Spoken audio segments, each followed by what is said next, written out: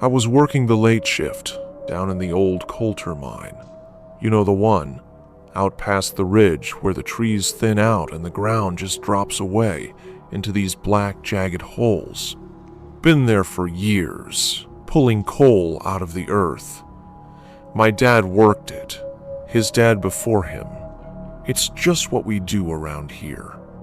Anyway, I was maybe 26 at the time, strong enough to handle the work, but green enough to not ask too many questions about the stories the old-timers told. You know the ones, about the shadows that move when they shouldn't, or the sounds that echo when there's no one else around. I always figured it was just bullshit to spook the new guys, keep us on edge so we'd stay sharp. But that night, I don't know. That night was different. It started normal enough. Clocked in around 6, just as the sun was bleeding out over the hills. Me and the crew suited up, helmets on, lamps flickering to life. We took the cage down. You know that rickety metal box that drops you into the dark? Feels like a coffin every time it groans and shakes all the way to the bottom, maybe 800 feet down, where the air gets thick and smells like damp stone and sulfur. We split off into teams. I was with Jimmy and Cal, 2 guys I'd known since we were kids. Jimmy was quiet, always had this nervous twitch in his left eye. Cal was louder, cracking jokes to keep the mood light. We were assigned to Tunnel 7, cutting deeper into a seam they'd been chasing for weeks. Supposed to be routine. Just blast the rock, haul it out, watch your step. Nothing fancy. So, we get down there, and it's the usual hum of the machines, the low rumble of the earth settling, dust hanging in the air like a fog you can taste. We set up the charges. Jimmy's wiring the detonators. Cal's hauling the drill. I'm checking the supports, making sure the timbers aren't buckling, because you don't mess around with that shit down there. One bad beam, and you're done. We finish up, step back to the safe zone, and boom. The blast goes off like thunder in your chest, shakes the whole tunnel, dust everywhere. You can't see your hand in front of your face for a minute. Then it clears, and we move in to start loading. Except something's off right away. I can't place it at first, but the air feels wrong, heavier somehow, colder too. And I notice Jimmy's not moving. He's just standing there, staring into the new hole we blasted, his lamp shining straight ahead like he's locked on something. I call out to him, "Hey man, you good?" But he doesn't answer, just keeps staring. So I walk over, tap his shoulder, and he flinches hard, like I burned him. Turns to me with this look in his eyes, wide and empty, like he's not really seeing me. Says real quiet, "There's something in there." And I laugh it off. Because what else are you gonna do? Tell him he's full of shit, probably just the shadows playing tricks. But then Cal pipes up from behind us, says he hears it too, this low sound like a hum or a moan coming from the dark. And now I'm starting to feel it, this itch in the back of my skull like we're being watched. We should have walked away right then, called it a night, gone back to the surface. But you don't just quit down there. You push through, because that's the job. So I grab my pick, tell them to snap out of it. We've got work to do. And we start swinging, breaking up the loose rock, loading the carts. But that sound, it's getting louder now. Not loud like a machine, more like it's inside your head. This steady drone that makes your teeth ache. And I'm trying to focus, trying to keep my hands steady, but I keep glancing into that hole we made. It's pitch black, even with the lamps, like the light just dies at the edge. And then I see it, or I think I do, this flicker of movement, fast and low, like something darted across the opening. I freeze, tell myself it's nothing, just my eyes screwing with me after too many hours underground. But then Jimmy drops his shovel, backs up against the wall, muttering to himself. I can't make out the words at first, but it sounds like he's praying. And Cal's yelling now, "What the hell is that?" pointing at the hole. And I look again, and this time I'm sure something's there, because the shadows are moving, not like they should with our lamps shifting around. No, this is different. It's like the dark itself is alive, twisting and stretching toward us. And that sound, it's not a hum anymore. It's a growl, low and guttural, like something waking up. We're all backing up now, tools forgotten, carts half loaded, and I'm shouting at them to move, get to the cage, get out. But my voice sounds small, swallowed up by the tunnel, and that's when the lights flicker. Our lamps, all three of them, stuttering like they're about to die. And the air, it's so cold now. I can see my breath fogging up in front of me. Jimmy's screaming something about eyes. He sees eyes in the dark. And I don't want to look, but I can't help it. I turn, and there they are. These two pinpoints of light, pale and sharp, glowing out of the blackness. Not human, not animal, just wrong. And they're getting closer. We run, stumbling over the tracks, slipping on loose gravel. My heart's pounding so hard I think it's gonna burst. And the whole time, that growl is chasing us, vibrating through the stone under our feet. We make it to the cage, slam the gate shut, and I hit the signal to pull us up, praying the old cables hold, because if they don't, we're dead. The thing's still coming. I can hear it scraping along the tunnel walls. Fast. Too fast.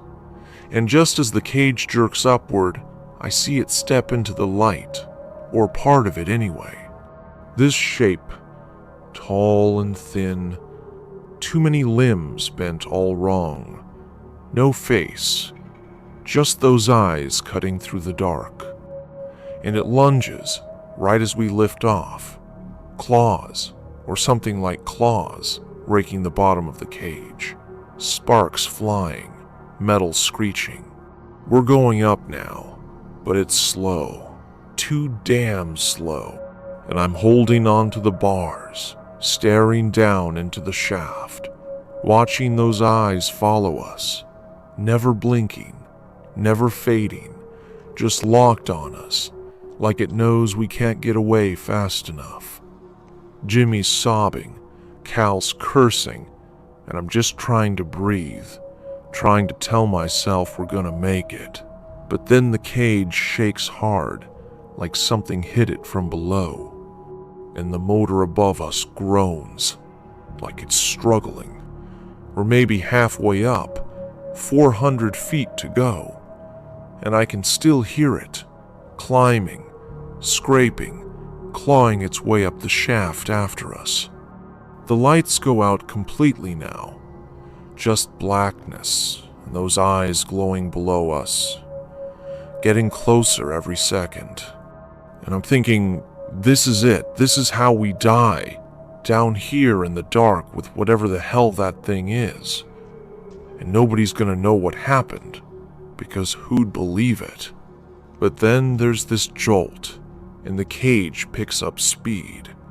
The motor screaming like it's about to blow, and we're flying up the last stretch, slamming into the top so hard I hit my head on the roof, taste blood in my mouth. But we're out, we're on the surface, and the gates open, and we're spilling out onto the dirt, gasping, coughing, crying like kids. I look back down the shaft one last time, and it's still there, Those eyes right at the edge of the dark, staring up at me. And I swear I hear it again, that growl rolling up out of the hole like a promise, like it's saying, "I'll see you again." And then the crew boss is there, yelling at us, "What the hell happened? Why'd you ditch the gear?" And we try to tell him, but it comes out all jumbled, just noise. Because how do you explain something like that? He thinks we're drunk or crazy, sends us home, says we're done for the night. We didn't go back, not that shift, not ever. Jimmy quit the next day, moved out of town, wouldn't even look at me when I tried to talk to him. Cal stuck around a while, but he wasn't the same. Started drinking too much, said he kept seeing those eyes in his sleep. I stayed longest because I didn't know what else to do. But every time I went down after that, I'd feel it. That cold, heavy air, that itch like something was watching. And I'd hear it too, faint but there. This whisper in the dark, calling my name. They closed Coulter Mine a year later, said the seam ran dry. But I know better. I know what's down there, waiting. I still dream about it sometimes. Wake up with my hands shaking, tasting coal dust like I never left. And I wonder if it's still hungry, if it's still looking for me, because I got away. And maybe it doesn't like that. Maybe it's patient, just biding its time until I'm stupid enough to go back down into the dark where it lives, where it owns everything. And I think maybe it already owns me too.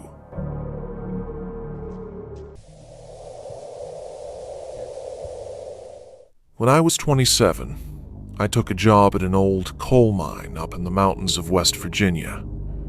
My name's Jack, and I'd been out of work for a while after I'd been shut down.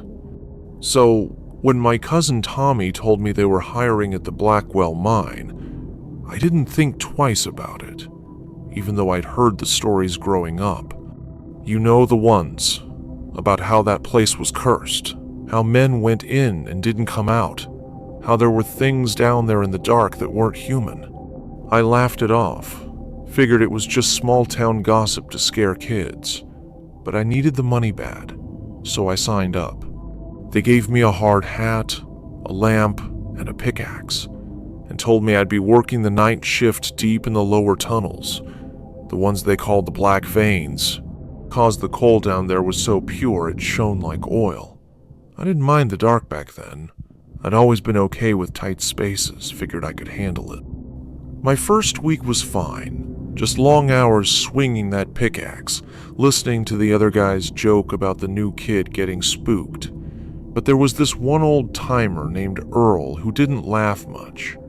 He'd been down there 40 years, and he had these pale blue eyes that seemed to look right through you. He pulled me aside on my third night shift, said, "Jack, you hear anything funny down there, you get out quick." I asked him what he meant, and he just shook his head, said, "Some things don't like the light, don't like us digging where we don't belong." I thought he was half crazy, figured decades underground had gotten to him, but I nodded anyway, said, "Sure, Earl, I'll keep an ear out."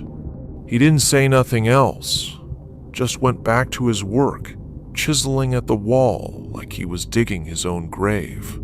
It wasn't until my second month that I started to feel it.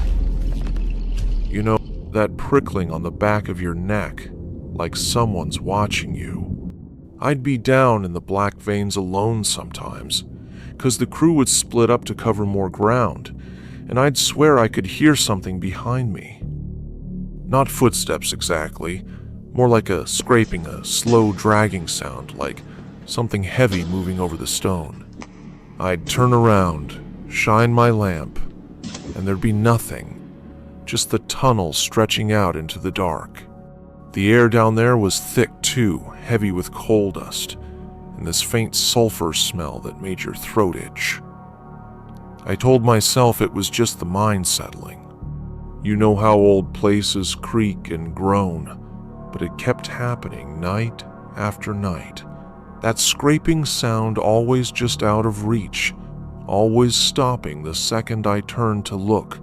By my 3rd month, I was jumpy all the time, barely sleeping, 'cause I'd go home and hear that sound in my dreams. One night, I was working a section they just opened up, a new vein they'd blasted out the day before, and I was the first one in there. The walls were jagged, fresh cut, and the air felt wrong, colder than it should have been, even for 300 feet underground. I set up my lamp, hooked it to the wall so it cast this weak yellow glow, and started swinging my pickaxe. After about an hour, I stopped to wipe the sweat off my face, and that's when I heard it, clear as day. Not just scraping this time, but a low moan, like someone in pain, coming from deeper in the tunnel. I froze, heart pounding so hard I could feel it in my ears. I called out, "Hello? Anybody there?" My voice echoed back, all warped and hollow, but no answer. Just that moan again, softer this time, like it was moving away. I should have left right then, Earl's warning ringing in my head. But I was stubborn, thought maybe it was one of the guys hurt or messing with me. So I grabbed my lamp and started walking deeper. The tunnel sloped down, sharper than I expected, the walls getting tighter till I had to duck my head. The moaning stopped after a minute, but now there was something else, a tapping, faint and rhythmic, like metal on stone. Tap, tap, tap, over and over. I kept going, telling myself I'd just check it out and head back. The air got colder still, my breath fogging up in front of me, even though it was July up top. I walked maybe 10 minutes, the tunnel twisting and narrowing, till I hit a dead end, just a solid wall of coal. But the tapping didn't stop. It was louder now, coming from the other side of that wall. Tap, tap, tap, like someone was trying to get out. I put my ear to the coal. It was ice cold against my skin, and I swear I felt it vibrate just a little. That's when my lamp flickered. First time it had ever done that. I tapped it, thinking the battery was loose, but it flickered again, then went out completely. Pitch black. I fumbled with it, cursing under my breath, trying to get it back on. And that's when I heard the breathing. Not mine, someone else's, slow and ragged, right behind me. I spun around, blind in the dark, holding my pickaxe out like a weapon. "Who's there?" I yelled. Nothing, just that breathing, louder now, closer. I backed up, hit the wall, and slid down to the ground, my hands shaking so bad I could barely hold the lamp. Then it flickered back on, just for a second, and I saw it. A shape in the tunnel, maybe 10 feet away, tall and thin, too thin to be human. Its head tilted like it was looking at me, but I couldn't see its face, just shadows where eyes should have been. The light died again, and I bolted. Didn't care about the lamp or the pickaxe, just ran, slamming into walls, scraping my hands raw, till I saw the faint glow of the main tunnel up ahead. I stumbled out, gasping, covered in coal dust. My crew was there, staring at me like I'd lost my mind. "What the hell happened to you?" Tommy asked. I couldn't talk, just pointed back down the tunnel. They went to check it out, said they didn't find anything. No tracks, no signs. Just my lamp and pickaxe, lying there like I'd dropped them. I didn't go back down the next night. Told the foreman I was sick, but I couldn't stay away forever. bills piling up. So, a week later, I was back in the Black Veins, different section this time. But that feeling never left me, that watched feeling. Every shadow seemed to move just a little. Every sound made me jump. I lasted 2 more months like that, always on edge, waiting for it to happen again. And then it did. Worse this time. It was late, maybe 2 a.m., and I was alone again. The rest of the crew up near the shaft, working a machine that had broken down. I was chipping away at a seam when the scraping started, louder than before. Not behind me this time, but above me. I looked up, shone my lamp at the ceiling, and saw cracks spiderwebbing through the rock, like something was pushing down on it.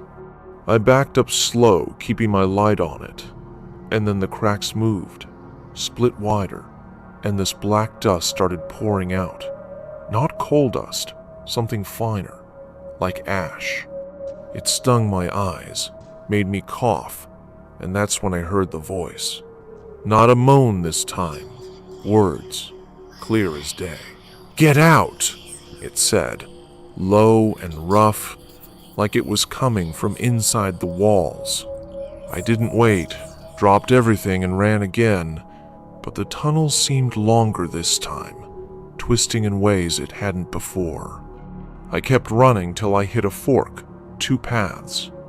One lit faintly from the crew's lights up ahead, the other dark and silent. I took the lit one, made it back to the guys. They said I'd been gone 2 hours, though it felt like minutes. They didn't believe me about the voice, called it stress, said I needed a break, but I knew what I heard. I quit the next day, told them I couldn't do it anymore, walked away from the mine and didn't look back. I moved out of town a month later, got a job at a hardware store. Figured I was done with it, but I wasn't. See, the thing about the Blackwell mine is, it doesn't let you go. I started having nightmares every night, same thing over and over. I'm back in that tunnel, the walls closing in, that thin shadow standing there, watching me. Sometimes I'd wake up, and my room smelled like sulfur, like the air down there. Other times, I'd find black dust on my floor. No idea how it got there. I'd sweep it up, throw it out, but it'd be back the next morning. I went to a doctor. He said it was PTSD, gave me pills, but they didn't stop the dreams or the dust. 6 months after I left, I got a call from Tommy. He still worked the mine, said they'd found something in the Black Veins, a collapse in the section I'd been working. They dug it out, and there were bones, human bones, mixed with the coal, old ones, brittle and yellowed, like they'd been down there centuries. But here's the kicker. Some of them had marks, like they'd been scratched or chewed on. The crew was spooked, said they were shutting that vein down for good. Tommy asked if I'd ever seen anything weird down there. I told him everything. The breathing, the shadow, the voice. He didn't say much, just hung up. After that, I stopped hearing from him. Figured he thought I was crazy too. I tried to move on. Got a girlfriend. Rented a little place 2 states over. But the dreams kept coming. Worse now. Sometimes I'd wake up standing in my kitchen, holding a knife. No memory of how I got there. My girlfriend said I'd talk in my sleep. Not English, just noises. Like I was choking on ash. She left after a year. Said she couldn't handle it. I don't blame her. I was falling apart by then. It's been 3 years since I quit the mine, and I still feel it. That weight, like something's waiting for me. I moved again last month. Thought a fresh start might help. But last night I woke up to tapping. Coming from the basement. I live alone now. No pets, no roommates.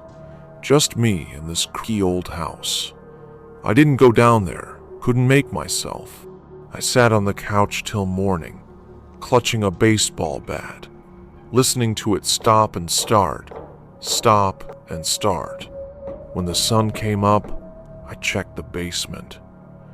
Nothing there, just concrete and cobwebs, but I found scratches on the wall, fresh ones, deep, like something had clawed at it. I don't know what followed me out of that mine. I don't know if it's a ghost or something older, something that's been down there since before the coal formed.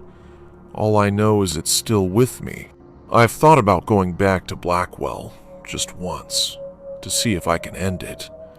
Walk into those tunnels and face whatever's waiting, but I'm scared. Scared I won't come back out. Scared it's not just in the mine anymore. It's in me. I keep the lights on now, every night. Sleep with a cross under my pillow, even though I'm not religious. I don't know if it helps, but it's something. Last week, I found more dust, black and fine, sprinkled across my bed, like someone had been there while I slept. I don't tell people this story much. They'd think I'm nuts. Maybe I am, but I swear it's true, every word. Sometimes I wonder if Earl knew, if that's why his eyes looked so hollow. Maybe he saw it too.